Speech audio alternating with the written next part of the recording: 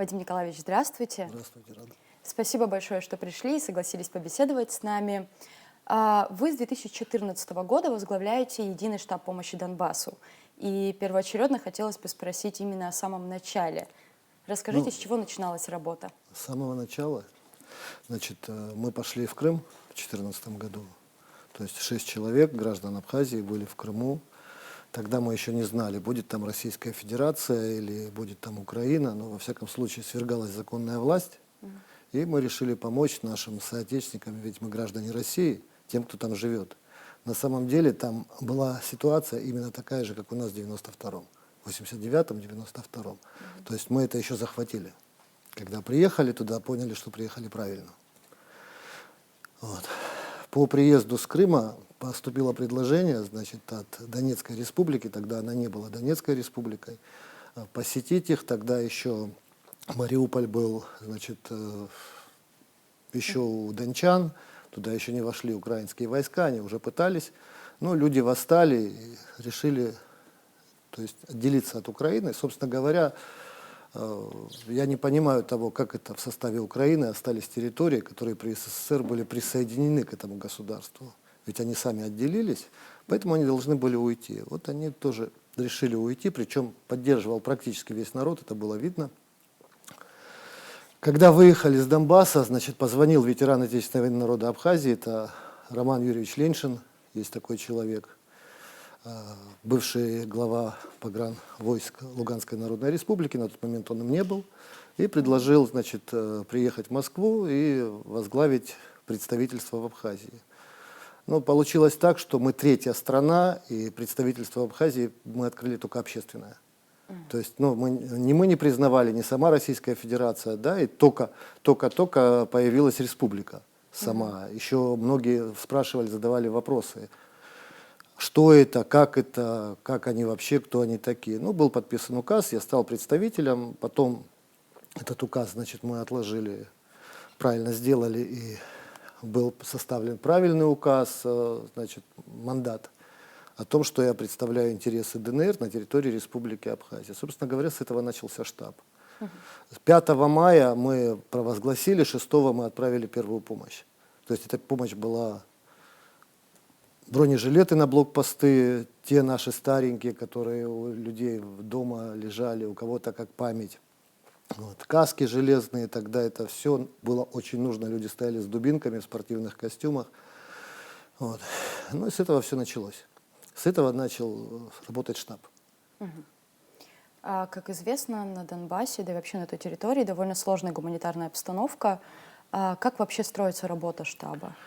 Ну, у нас представительство в Донецкой Народной Республике с 2014 года, даже 2 представительства, это Казачество Республики Абхазия, то есть с 2014 года на двойке, так называемой, это напротив администрации, значит, там СВД «Беркут». Это те люди, которые первыми стали противостоять Украине, и мы как бы с ними вместе с того момента работаем. Туда приходили и уходили наши бойцы, то есть оттуда уходили.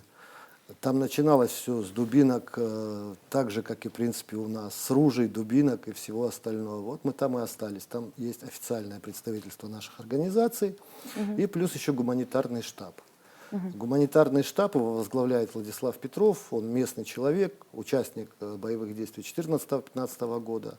Но скажу вам так, мы не только с Абхазии отправляем помощь. Наши ребята, есть добровольцы, которые воевали в Абхазии, они живут в разных городах России и работают именно с нашим штабом. Поэтому получается сделать и коптеры, и обмундирование, и людей одеть, обуть. У нас уже дети повырастали, там, которым мы помогали еще в 2014 году, они нас всегда ждут. Вот, там очень много многодетных семей, потому что Донбасс, он-то входит в состав России до 26 года, то есть не все законы туда еще пришли, не все получают эти выплаты, очень много народу нуждается. Вот недавно восстановлен был, вообще случайно наш представитель узнал о том, что людям прилетел снаряд, дом разбило, там несколько детей, они живут в сарае. Вот. И у него получилось закупить блоки, крышу, и люди своими руками восстанавливают этот дом. То есть государство пока до них не дошло, а оно уже готово. То есть это под логотипом нашей страны, конечно же, было сделано. Вот. Разные моменты. То есть у нас есть экспозиция, единственная экспозиция национальная в Донецком музее, это абхазская.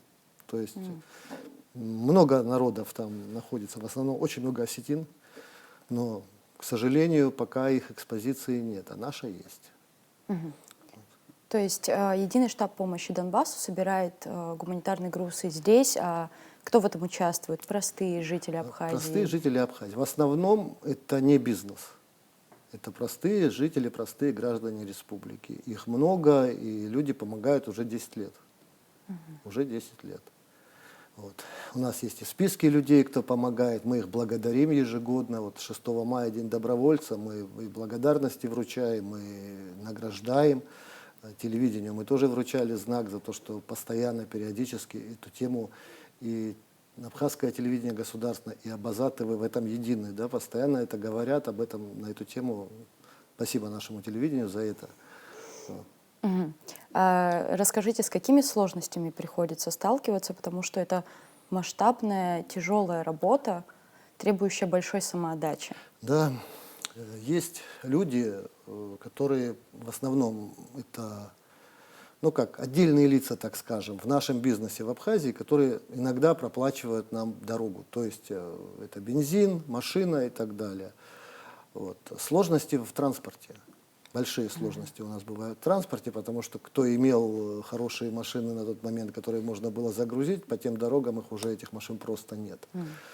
Вот. Сложности были раньше с границами. Их было две. То есть на Донбасс и здесь, через границу, логистика была очень сложная. А так, что оказать помощь, да, точечную, мы ее оказываем не так, как приехал, свалил куда-то груз, и все. У нас есть списки людей, у нас есть инвалиды, которым нужна помощь, причем их очень много. У нас есть дети, которые каждый год ждут мандарины.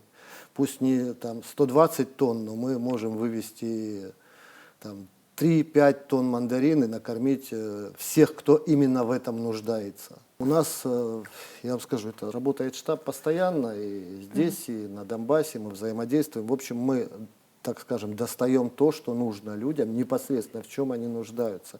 Это, в принципе, все есть. Тут и генераторы для бойцов, и маск-халаты, и сети. Все, что мы можем по возможности сделать, мы это делаем. С недавнего времени у нас появился человек, я не буду называть имен, потому что есть, я благодарен представителю в Гагре, в Пицунде, наши ребята, они постоянно что-то делают, чем-то помогают, который время от времени помогает нам собрать, купить какие-то коптеры, отправить. То есть это такая действительно общая работа всех жителей Абхазии Конечно, и в Абхазии, конечно. и за ее пределами. И за ее пределами. Людей много, и неправда, вот в Абхазии ходит такой слух, что там кто-то помогает, кто-то не помогает. И здесь помогаем. Были такие случаи, мы и форму школьную, более 350 комплектов, 450 комплектов мы завезли школьной формы. Для детей, наших детей, в 2 интерната, значит, и плюс еще помогли фонду. То есть детей одели в школу. То есть это взаимодействие такое. Ребята, которые помогают на Донбасс, в новые регионы, эти же люди решили помочь нам сюда. То есть 450 комплектов, это немало, мы привезли, одели людей, документы соответствующие на это есть. Вот. С простых сел люди помогают.